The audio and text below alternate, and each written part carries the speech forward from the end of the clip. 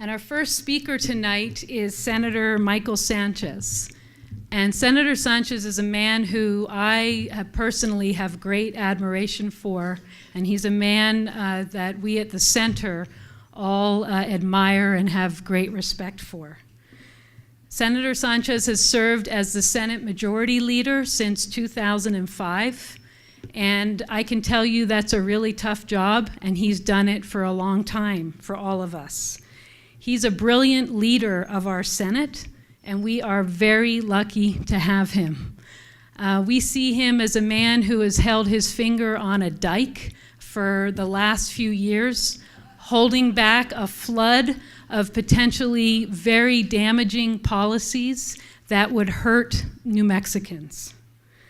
Senator Sanchez has championed many important issues that we at the center care deeply about, and at times we've had the privilege of working with him on them. Senator Sanchez carried a bill with then Speaker of the House, Kenny Martinez, to set up the Civil Legal Services Commission in our state and to ensure that there is state funding to go towards supporting civil legal aid in New Mexico. Over the years, he's championed increasing that fund to make more money, state money, available for poor New Mexicans so they have access to justice and to the courts. And Senator Sanchez, again with Kenny Martinez, carried a bill to pass the Loan Repayment Assistance Act, which allows for public interest lawyers, meaning civil legal services lawyers, public defenders, and new district attorneys to get help paying back their law school loans so that they can do work that's in the public interest. So I'd ask you all to join me in welcoming Senator Sanchez.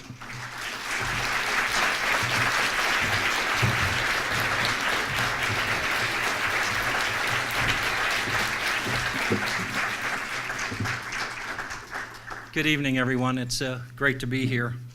Gail, thank you very much for that wonderful introduction. And yeah, my finger does get tired of really does.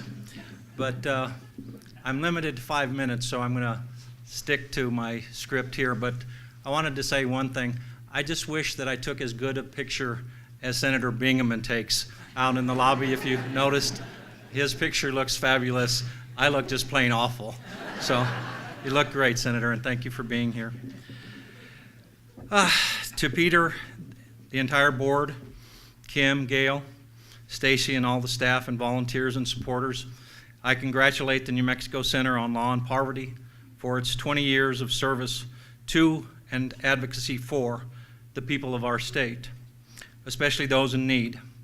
You perform an important and indispensable service. Over the last 2 decades, you have achieved great things, many of which go unrecognized and unheralded by some politicians or by newspapers and by TV news anchors. But all of us here in this room know of the enormous value of all of your accomplishments. Thanks to you, we expanded Medicaid in New Mexico to get health coverage for an additional 200,000 individuals and families who needed it. And we did it with a Republican governor. You did it with a Republican governor.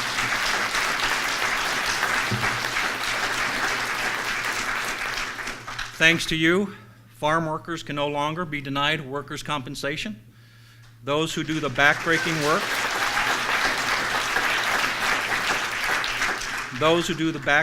work of planting and harvesting our world-famous green chili and other crops, who keep our entire agricultural economy running. This has been a year-long battle for justice for these lowest paid workers, and now we'll see what our Supreme Court rules. But I am truly optimistic that our Supreme Court will do the right thing.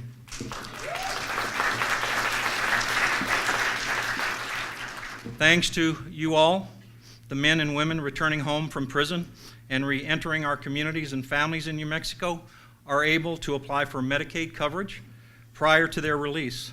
That helps to address the immediate need for access to health care and treatment, but especially important for addressing mental health and substance abuse issues that they often face.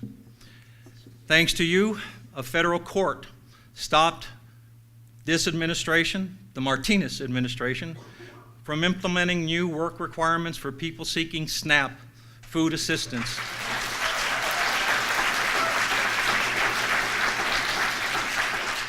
This administration can no longer cut people off from receiving those benefits because they haven't complied with this work requirement.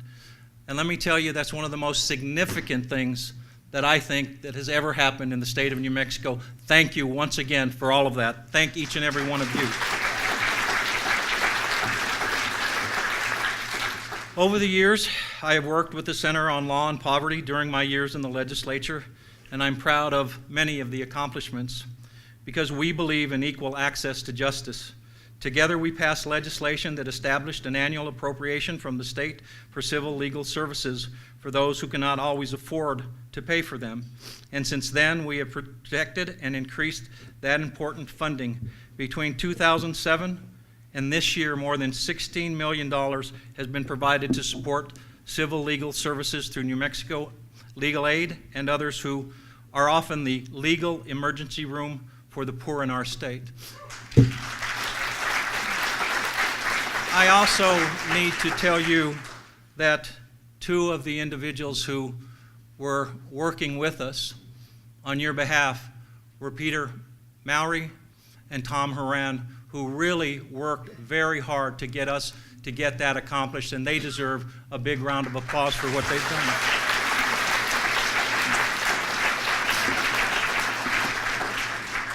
Together, we passed legislation that created the New Mexico's Loan Repayment Assistance Program, the LRAP. It established financial aid for attorneys who will be public service attorneys and help for them to pay off their law school loans if they will work for lower-paying public interest jobs. So we have much history and much to be proud of together. I agree with President Obama when he said recently that the best anti-poverty program is a good job. The Center for Law and Poverty understands that as well. That is why I was proud to have you stand with the Democrats in the Senate during the most recent legislative session. Together, we pressed the governor for more attention on creating new jobs and more support for better classrooms instead of focusing solely on tougher criminal sentencing legislation to the exclusion of everything else. I don't think she was listening to us, however, but we know we're right. And I don't think she listens to me very often, by the way. We also know there are numerous proven and successful strategies that can lift families out of poverty, increase the minimum wage, direct cash payments to poor families with children, more job training, better housing options, affordable, accessible health care, and child care. But I want to focus briefly on just one thing we can do in our state now to improve the future of children and families who struggle with low income and poverty. Let's make a real, ongoing, substantial, and game-changing commitment to New Mexico to get early childhood education passed in our state once and for all.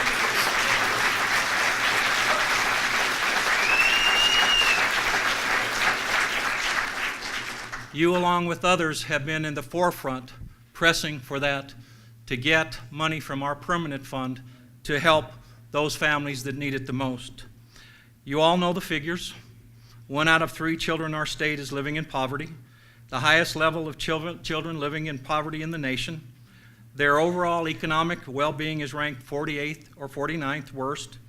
I believe that until we address child poverty and make it our top priority, nothing else we do is really going to make a difference in the long term. In this past session, we tried and we pushed Senate Joint Resolution 2 to boost spending on early childhood education by $127 million. The new investment in early education would be drawn from the state's land grant permanent fund. We were unable and unsuccessful to get that out of a committee. We will eventually get that out of Senate Finance Committee. I make a guarantee we will get that done.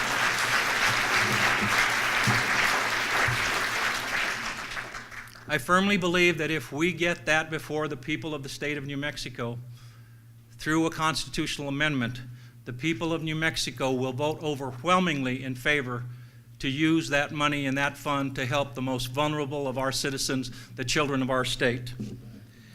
In closing, I want to say a brief word to the financial supporters of the Center on Law and Poverty. Please, please continue your support, and if you can, increase your support. This organization is necessary, and it helps us as legislators understand the issues that New Mexicans face today. It's a great investment. They are effective.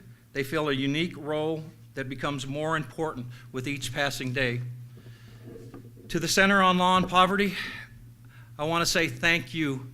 Thank you from the bottom of my heart for your leadership, your commitment to the well-being and health of our families here in the state of New Mexico. Thank you for drawing attention to the poverty of our children in our communities, one which this administration continually ignores.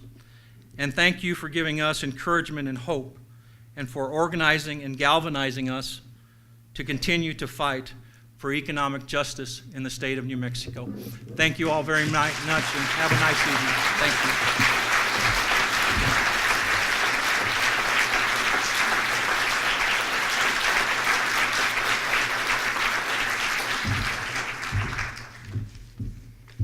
Thank you again, Michael. I appreciate that.